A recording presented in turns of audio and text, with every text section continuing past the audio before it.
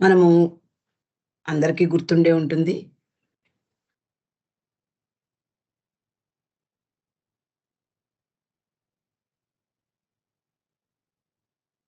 Avatar Meher బాబాకి జై.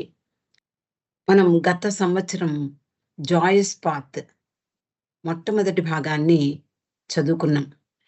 Almost అందరికీ గుర్తుండే ఉంటుంది. కానీ మనం ఎప్పుడూ మర్చిపోయేలాగా మర్చిపోతూనే ఉంటాం. ఇది ముఖ్యంగా ప్రీతమ బాబా చిన్నారి చెల్లెలైనటువంటి మణిజా ఇరానీ యొక్క జీవిత గాథ. బాబా దగ్గరుండేటటువంటి శిష్యులందరూ కూడా లేదా మండలి వారు ఎవరైనా కానీ బాబాతో సన్నిహిత సంబంధం కలిగిన వాళ్ళెవరైనా వాళ్ళ జీవిత చరిత్ర అంటే వాళ్ళ జీవితం బాబాతో ముడిపడినటువంటి జీవిత చరిత్ర. అందులో ముఖ్యంగా బాబాయే కనిపిస్తారు మనకి. మాటలు వాళ్ళ గురించి చెప్పుకుంటూ ఉన్నా వెనకాతలంతా కూడా బాబా నడిపించిన జీవితమే వాళ్ళదంతా. బాబా కుటుంబంలో పుట్టి పెరిగిన ఆమె అందరికీ మణి ఆంటీగా ఎంతోమంది అంటే మనకంటా ముందు వాళ్ళందరూ కూడా అంటే మండలి వారితో సన్నిహిత సంబంధాలున్నటువంటి వాళ్ళందరూ కూడా చనువున్న వాళ్ళందరూ కూడా మణి ఆంటీ అని ఆవిడ్ని పిలిచేవారు. ఈరోజు మనము మొట్టమొదటి భాగమైనటువంటి 'ద జాయస్ పాత్' ఆహ్, దాంట్లో ఉండేటటువంటి విషయాల్ని క్లుప్తంగా మనము గుర్తు తెచ్చుకునేందుకు ప్రయత్నిద్దాం. జాయస్ పాత్ ఈవిడ హెదర్ నాడెల్ అనేటటువంటి పాశ్చాత్య మహిళ. ఆహ్, మణి, మెహ్రా మణి మొదలైన వాళ్ళందరితో ఆహ్, చాలా సన్నిహితంగా మెలిగేటటువంటి అవకాశం, అదృష్టం ఆవిడకి సొంతం. కాబట్టి ఆవిడ అంటుంది, ఇది నిజానికి మణి జీవిత చరిత్ర కాదు. అవతార్ మెహర్ బాబాతో జీవించిన మణి కథ. ఆమె స్వయంగా తన స్వంత మాటల ద్వారా చెప్పిన విషయాలు, అలాగే ఆవిడ అనేక డైరీలు వ్రాసింది మణి. దాని ద్వారా మనము ఎన్నో తెలుసుకోవాల్సిన విషయాలు అన్నీ కూడా ఈ పుస్తకంలో పొందుపరచబడ్డాయి.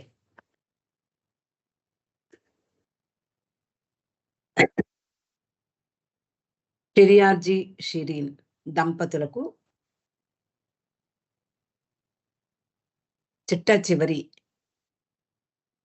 బిడ్డ అయినటువంటి మణి జన్మించడానికి ముందు వాళ్ళిద్దరూ కలిసి కబుర్లు చెప్పుకుంటూ పర్షియన్ ఇతిహాసాన్ని గట్టిగా చదివి వినిపిస్తున్నాడు షెరియార్జీ. అక్కడ యువరాణి మనీజా యొక్క కథ వరకు వచ్చారు. ఆ సమయంలో గర్భంలో ఉన్నటువంటి అంటే గర్భంతో ఉన్నటువంటి షిరీన్ మాయి ఆహ్, నొప్పులు ప్రారంభించాయి.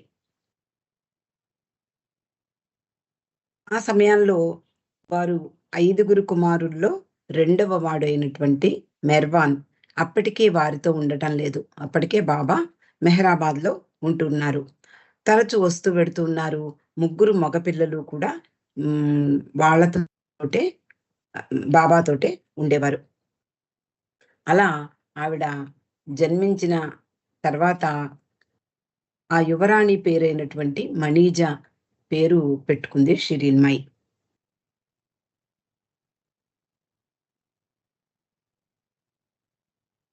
బాబా చెప్పినట్లుగా షెరియార్జీ చిన్న వయసులోనే భగవంతుడిని కనుగొనాలనే తపనతో ఆహ్, ఉత్తర భారతదేశంలోని అనేక పర్వత ప్రాంతాలు, అనేక ఎడారులు అన్నీ దాటుకుంటూ పూనా రావడం జరిగింది.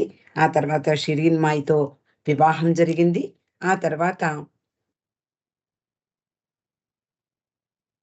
1894 ఫిబ్రవరి 25వ తేదీన ఆమెకు రెండవ కుమారునిగా అవతార పురుషుడైన మెహర్ బాబా జన్మించారు.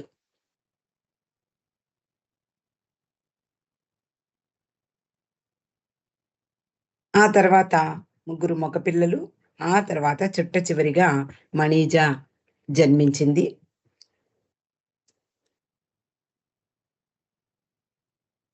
ఆవిడ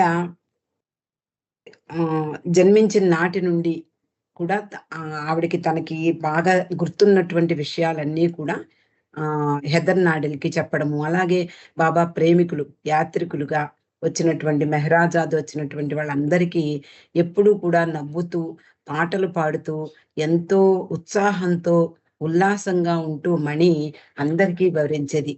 అందులో బాబా యొక్క దివ్యత్వము, అలాగే ఆయన యొక్క ఆహ్, విశిష్టతను కూడా విప్పి చెప్పేది.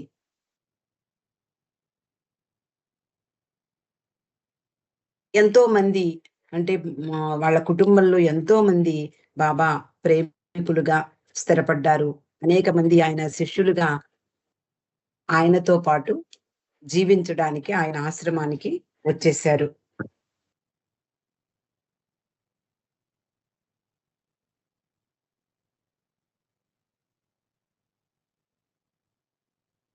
మణి బాల్యంలో చిన్నప్పటి నుండి కూడా మా మన అందరికీ తెలుసు.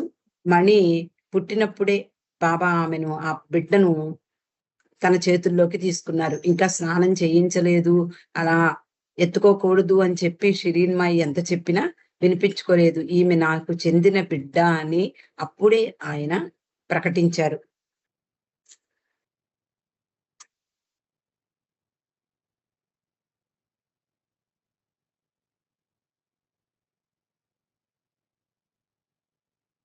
అలా చిన్నతనంలోనే బాబా యొక్క ముద్దు చెల్లెలుగా పెరగడం ప్రారంభించింది. చిన్నతనం నుండి ఆమె బాబా పట్ల అత్యంత ప్రేమను ప్రకటించేది. బాబాను వదిలి ఉండాలని అనిపించేది కాదు.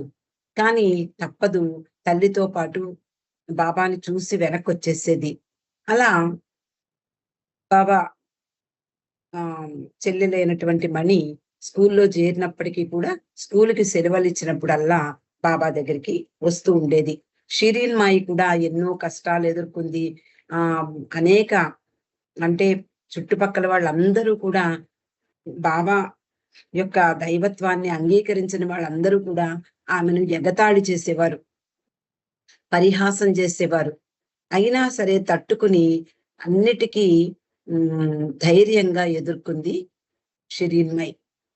అలా ఆమె యొక్క తత్వాన్ని పుణికిపుచ్చుకున్నటువంటి మణి కూడా చాలా ధైర్యంగా ప్రతి విషయాన్ని, ప్రతి ప్రతి విషయాన్ని కూడా ఎదుర్కొని ఆవిడ తన జీవితాన్ని బాబాతో గడపాలని ఎంతో ఉవ్విళ్ళూరింది చిన్నతనం నుండే. ప్రతిసారి సెలవులకు బాబా దగ్గరికి వెళ్ళడము, బాబా మళ్ళీ తిరిగి స్కూల్లో జాయిన్ అవ్వాల్సిందిగా ఆమెను తిప్పి పంపించేయడము జరిగేది. అలా ఎన్నో సార్లు బాబాకు ఉత్తరాలు రాస్తూ ఉండేది. నేను ఏదో ఒక నీ చేతిలో తాళం చెవి ఉంది గదా! కీ తిప్పేసి నన్ను నీ దగ్గరికి పిలిపించుకో అంటూ ఉత్తరాలు రాస్తూ ఉండేది. అలా చివరకు ఆమె యొక్క కలలు ఫలించి 13వ సంవత్సరంలో బాబా తన దగ్గరికి పిలిచారు.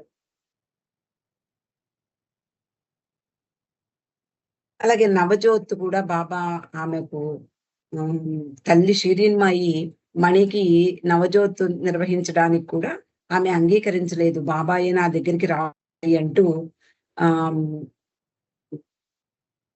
చేసింది. అప్పుడు బాబా లేదు లేదు నువ్వు వెళ్ళు. నేను అక్కడే ఉంటాను అని చెప్పి ఆమెను ఒప్పించి పంపిస్తారు. అలా ప్రతి విషయంలోనూ బాబా దగ్గరికే వెళ్ళాలని, బాబాతోటే ఉండాలని, బాబాతోటే గడపాలని ఎంతో చిన్నతనం నుండి ఉవ్విళ్ళూరేది. ఏది ఏమైనా తపన అంటే ఆమెలో ఉండేటటువంటి తపన 7వ సంవత్సరం నుండే కూడా ఆమెలో కనిపిస్తూ ఉంటుంది. నా సోదరుడు దేవుడు అని నాకు తెలిసినా అవతార్ అంటే ఏమిటో నాకు తెలియదు.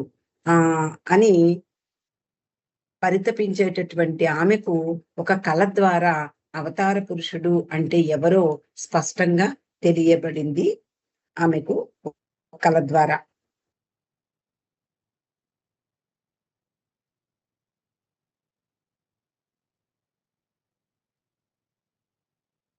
తర్వాత షెరియార్జీ 1931వ సంవత్సరంలో ఆయన బాబాలో చేరుకుంటాడు. అంతకు ముందే బెహరంకు పెరీన్‌కి వివాహం నిశ్చయమవుతుంది. ఇక్కడ బాబా యొక్క ప్రణాళిక మనకు బాగా అర్థమవుతూ ఉంటుంది ఈ కథలన్నీ వింటూ ఉంటే. చిన్నారి చెల్లైనటువంటి మణిని తన దగ్గరకు తీసుకురావాలి అంటే తల్లికి తోడుగా ఒకళ్ళుండాలి. కాబట్టి బెహరంని వివాహం చేసుకోమని చెప్పి పంపిస్తారు బాబా. బెహరం బాబా ఆదేశానికి లోబడి అలాగే బాబా అంటారు.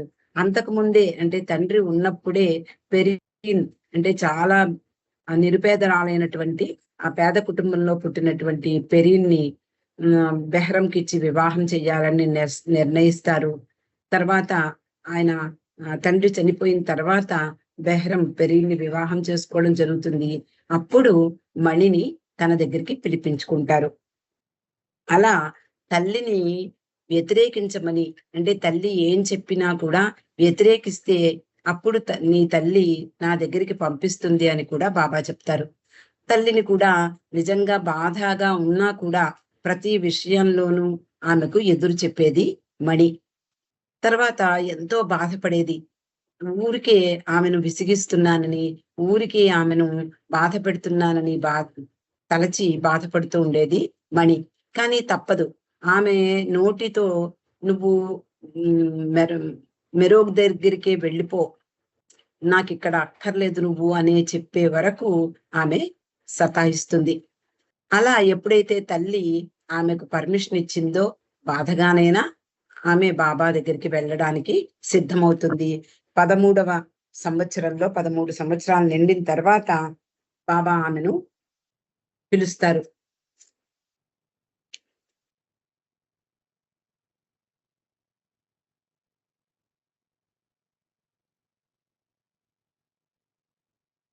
ఆ తర్వాత అక్కడ మెహరా తోటి మెహరా, నాజా, ఖుర్షిద్ వీళ్ళందరూ ముందరి ఆశ్రమంలో ఉన్నారు. వాళ్ళందరితోటి వాళ్ళు తినేటటువంటి ఆహారం చాలా నిరాడంబరమైనది. చాలా పప్పు, అన్నము, రొట్టి, కూర తప్ప ఇంకేమీ తినరు. నీకక్కడ నచ్చదు అని తల్లి చెప్పినా కూడా లేదు లేదు నేనక్కడ అదే ఇష్టం నాకు. పప్పు, అన్నమే తింటాను అని కూడా ఆమె చెప్పి ఎలాగైనా సరే బాబాతో నివసించాలని ఎంతో ప్రయత్నించి చివరకు బాబా దగ్గరికి వచ్చి చేరింది మణి జయరాణి. అలాగే బాబా మరొక విధంగా కూడా ఆమెకు సహాయం చేశారు. ఆ సమయంలో మణికి నిజానికి తల్లికి ఎప్పుడు కూడా బాబా కూడా వివాహం చెయ్యాలనుకుంది షిరీన్‌మాయి. అలాగే మణికి ఆడపిల్లైనటువంటి మణికి పెళ్లి చేసి మంచి యువకుడినిచ్చి పెళ్లి చేసి అత్తవారింటికి పంపించాలని కూడా కలలుగంది. కానీ ఆ సమయంలో మణి యొక్క శరీరం మీద మచ్చలు రావడం గమనించింది షిరీన్‌మాయి. ఇలాగా మచ్చలు ఉన్నప్పుడు వివాహం జరగడం కూడా కష్టమే అని కూడా ఆమె భావించింది. అలా ఎన్ని ఇబ్బందులు ఎదురైనా చివరకు షిరీన్‌మాయి తన హృదయంలోని కోరికను తిరస్కరించలేదని మణి అనుకుంది.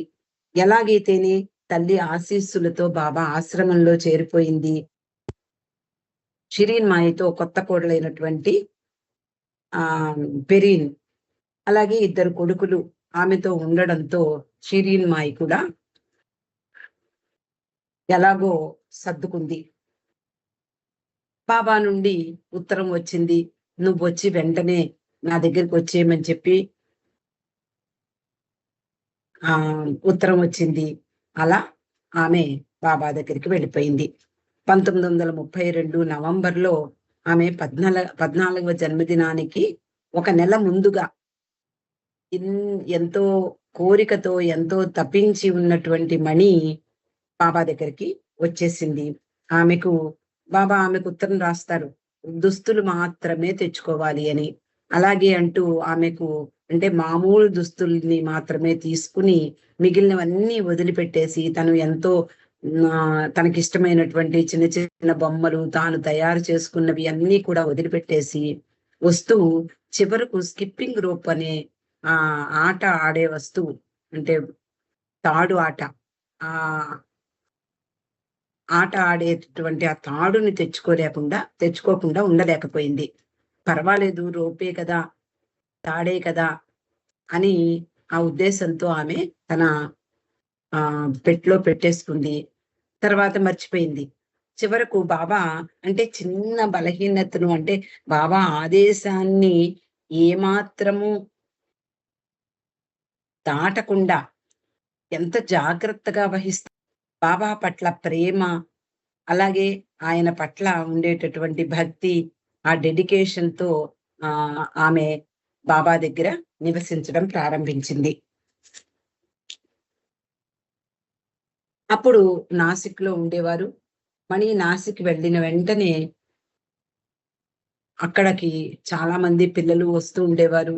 అలాగే అక్కడ మెహరామ్, అలాగే నాజా, ఖుర్షిద్ వీళ్ళందరితో కొత్త జీవితం ప్రారంభించింది మణి.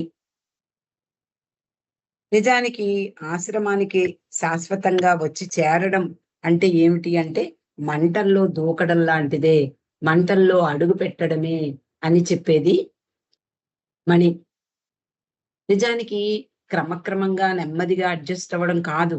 బాబా దగ్గర నిక్కచ్చిగా ఉండేవారు, కఠినంగా ఉండేవారు. క్రమశిక్షణ పట్ల ఏమాత్రము ఎవరికీ మినహాయింపు ఉండేది కాదు. ఎంత చెల్లెలైనా, తన ఎంత ప్రేమ ఆమె పట్ల ఉన్నప్పటికీ కూడా బాబా అందరితో పాటు సమానంగా క్రమశిక్షణతో మండలి వారందరితో పాటు ఈమెకు కూడా శిక్షణ ఇచ్చారు అని అనిపిస్తుంది. అంతకుముందు బాబా దగ్గరికి రావడము, వెళ్ళడము, తల్లితో వచ్చి కొన్ని రోజులు గడిపి, సెలవుల్లో గడిపి వెళ్ళిపోవడము అనేది ఒక రకమైనటువంటి జీవితం. కానీ ఇక్కడే ఉండాలని వచ్చినటువంటి మణికి ఇక్కడ చాలా హ్మ్, అడ్జస్ట్‌మెంట్ చేసుకోవాల్సి వచ్చింది. అంటే తనను తాను పోగొట్టుకునే జీవితం ప్రారంభమైంది బాబా ఆశ్రమంలో, నాసిక్ ఆశ్రమంలో. అంటే ఇష్టమైన దాన్ని చెయ్యకుండా ఉండడం. ఇష్టం లేకపోయినా ఇష్టపూర్వకంగా చెయ్యడం అనేది బాబా దగ్గర మండలి వాళ్ళు తొలి రోజుల నుండి నేర్చుకున్నటువంటి పాఠాలు.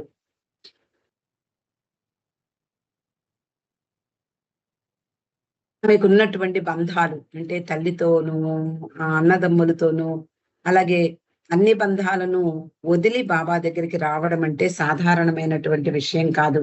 ముఖ్యంగా బాబా అద్భుతంగా, చాకచక్యంగా ఆమెను తనదానిగా అంటే సంపూర్ణంగా ఆహ్, తనకు సర్వార్పణ అయ్యేలాగా బాబా కూడా చాలా సహాయం చేస్తూ ఉంటారు.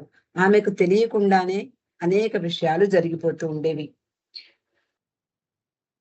అలాగే మణి చిన్నతనంలో ఆహార విషయంలో చాలా ఖచ్చితంగా ఉండేది. తనకి నచ్చిన ఆహారం పెట్టకపోతే తల్లిని ఆహ్, చాలా గొడవ పెట్టేది. తర్వాత తనకిచ్చినటువంటి ప్లేట్ కూడా విసిరి పెట్టేసేది. నిజానికి ఆ కుటుంబంలో వాళ్ళందరికీ కూడా మాంసము, చేపలు, గుడ్లు, పప్పు ఇవన్నీ ఇష్టం. అలాగే షిరీన్ మాయి, షెరియార్జీ వీళ్ళిద్దరూ కూడా చాలా బాగా వంట చేసేవారు. అందులో షిరీన్ మాయి పాలకూరతో చాలా బాగా చేసేదట. కానీ మణి దాని వాసన కూడా చూసేది కాదు. ప్లేటు దూరంగా తోసేసి తనకి మంచి భోజనం పెట్టకపోతే ఆ రోజు ఉపవాసం ఉండేది తప్ప ఏది ఏమైనా ముట్టుకునేది కాదు. అలాంటి మణి ఇక్కడికి వచ్చి ఎంతగా అంటే బాబా అలాంటి పరిస్థితులు కల్పిస్తారు. ఆమెకు వచ్చినటువంటి అంటే ఆమె రాగానే బాబా ఆమెను డాక్టర్ దగ్గరికి పంపిస్తారు. ఆమెకు శరీరం నిండా మచ్చలు రావడం చూసి డాక్టర్ దగ్గరికెళ్ళి డాక్టర్ ఏం చెప్తే అదే చెయ్యమని చెప్పి ఆదేశిస్తారు. డాక్టర్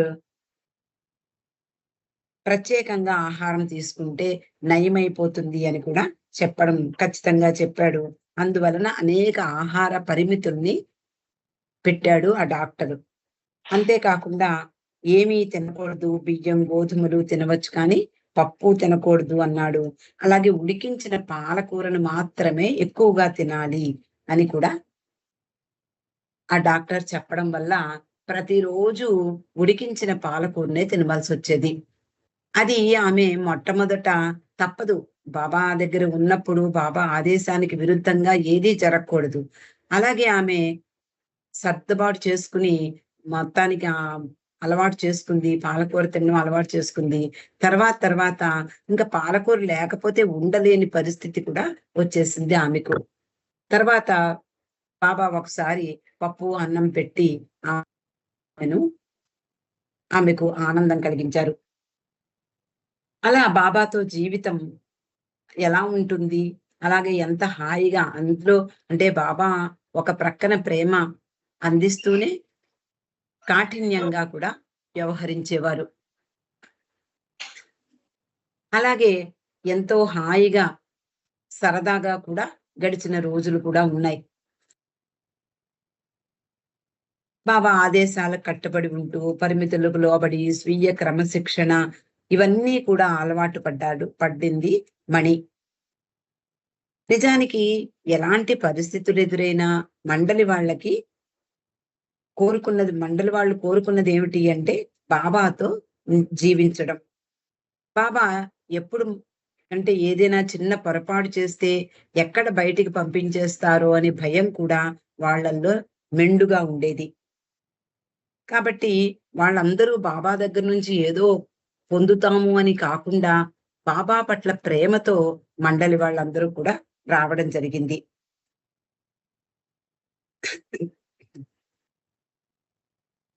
తెలిసి తెలియని యుక్త వయస్సులో ఆ మణి బాబా దగ్గరికొచ్చేసింది.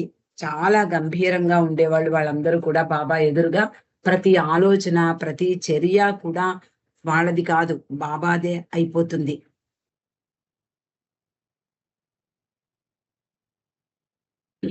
అలా మణి కూడా ఇతర మండలి వాళ్ళతో అంటే మెహరాతో ముఖ్యంగా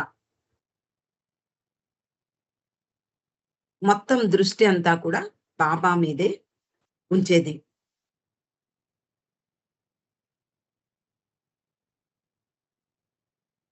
ఏది ఏమైనా బాబాకు విధేయత చూపించడమే వాళ్ళకి ప్రధాన లక్ష్యంగా ఉండేది.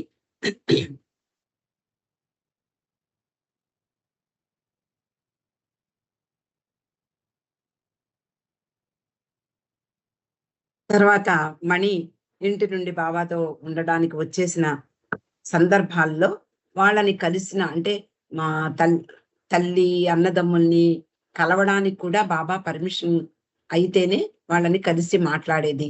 అలా బెహరం వివాహం సందర్భంగా వాళ్ళందరినీ కూడా కలిసింది. బాబా కూడా వారి వివాహానికి మంచి ఏర్పాట్లు చేశారు. అంటే పైసా కూడా లేని కుటుంబం తన అన్న బెహ్రం పెళ్లి మాత్రం ఎంతో వైభవంగా జరిగింది అని ఎంతో గర్వంగా చెప్పుకునేదట మణిజా ఇరానీ. అలా ఆమె మణి తన వదినైనటువంటి పెరీన్‌తో మొట్టమొదట బాబాకి, అలాగే తర్వాత మెహరాకి, ఆ తర్వాతే మణికి ఇంపార్టెన్స్ ఇవ్వాలని ముందరే చెప్పారు.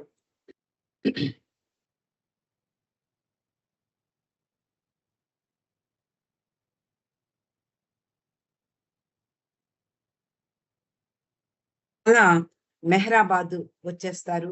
వాళ్ళందరూ కూడా ప్రతి విషయంలోనూ అంటే ఆశ్రమంలో జరిగే ప్రతి విషయము బాబాకి తెలిసే జరగాలి. స్త్రీ మండలి వారితో మెహరాబాద్‌లో మణి అంటే బాబా వీళ్ళందరినీ నాసిక్ నుండి మెహరాబాద్ తీసుకొచ్చిన తర్వాత మణి కూడా వాళ్ళతోటి అక్కడే నివాసాన్ని ఏర్పాటు చేసుకుంది. కొండ మీద ఉండేటటువంటి వాటర్ ట్యాంక్ బిల్డింగ్‌లో తూర్పు గదిలో ఈ మెహరా, మణి అలాగే ఖుర్షిద్, నాజా వీళ్ళందరూ కూడా ఉంటూ ఉండేవారు. మెహరాతో ముఖ్యంగా ఆమె జీవితం ప్రారంభమైందనే చెప్పచ్చు. ఎందుకు అంటే మెహరాబాద్ కొండ మీద మణి జీవితం మెహరా జీవితంతో ముడిపడి ఉంది. ఎందుకు అంటే బాబా మొట్టమొదటే చెప్పారు, మెహరాతో పాటు ఉండాలి అని. మెహరా ఎన్నడూ ఒంటరిగా వదలకూడదు అని కూడా మణికి కుర్షద్కి బాబా ఆదేశించారు. మెహ్రా ఆ ఆవరణలో ఉంటూ కూడా వీళ్ళిద్దరితో పాటే ఎక్కడికైనా వెళ్ళాలి. వీళ్ళిద్దరితో పాటే గదిలోకి రావాలి. ఇలా మెహ్రా పాత్ పాట్ మెహ్రాతో పాటు ఆమె జీవితం ప్రారంభమైంది కొండ మీద. మెహ్రా స్నానానికి వెళ్ళినప్పుడు మణి స్నానాల గది ఎదురుగుండా కూర్చుని సితారా వాయించేది. ఆమెకు సితారా వాయించడము, అలాగే పాటలు పాడడము ఎంతో ఇష్టం. బాబాతో అంటే బాబా పాడమన్నప్పుడు హార్మోనియం మీద వాయిస్తూ, ముఖ్యంగా సితార్ మీద వాయిస్తూ, అంటే మొదట్లో ఆమె సితార్ వాయించడం రాదు. కానీ ఎంతో ఇష్టం సితార్ నేర్చుకోవాలని. అన్న బెహరం లేనప్పుడు పైన పెట్టినటువంటి సితారా తీసి ప్రాక్టీస్ చేసేది. అలాగే మెహ్రా కూడా మణిని చాలా ప్రేమగా, ఆప్యాయంగా చూసేది. పాపం అంటూ ప్రతి విషయంలోనూ ఆమెకు ప్రాధాన్యత ఇచ్చేది. అలా మెహ్రాతో పాటు ఆమె జీవితం మెహరాబాద్‌లో ప్రారంభమైంది. మిగిలిన విషయాలు రేపు చెప్పుకుందామండి. అవతార్ మెహర్ బాబా కీ జై.